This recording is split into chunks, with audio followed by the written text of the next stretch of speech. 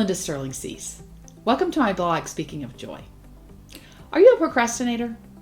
I think many of us are, and I certainly can be. It's a terrible habit, isn't it?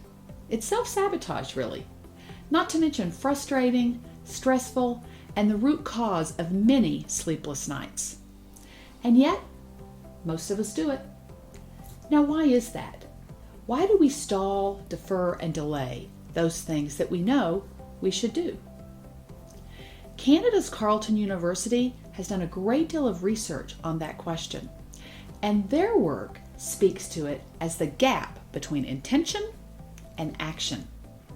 And when you study the habits of great writers, they have a lot to tell us about that gap. They are a very disciplined bunch.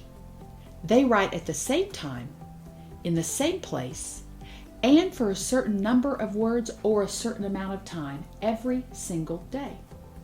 They are self-regulators. They've set up a system, and then they follow that system.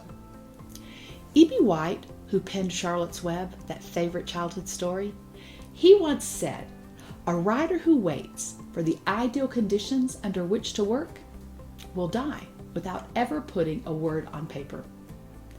I would offer the same thought on joy.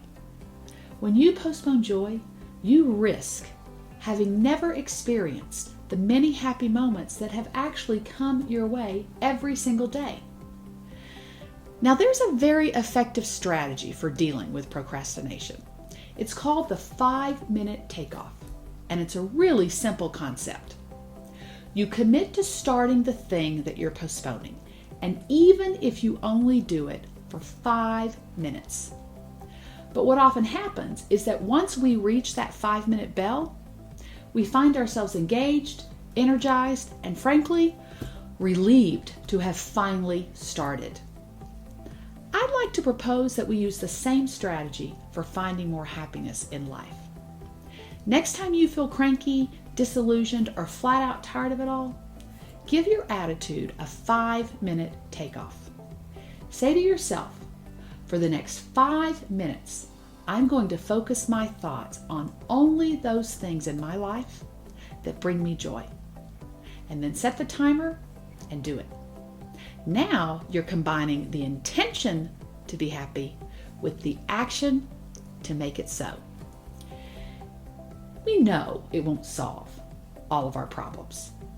That's for sure. But it will make life more meaningful in spite of those problems. Mark Twain, another treasured American author, he once said of his writing process, "The secret to getting ahead is getting started." I'd offer the same thought when it comes to creating a more joyful life. Just get started. Until next week, I hope your life is full of joy and gratitude. I'll see you soon.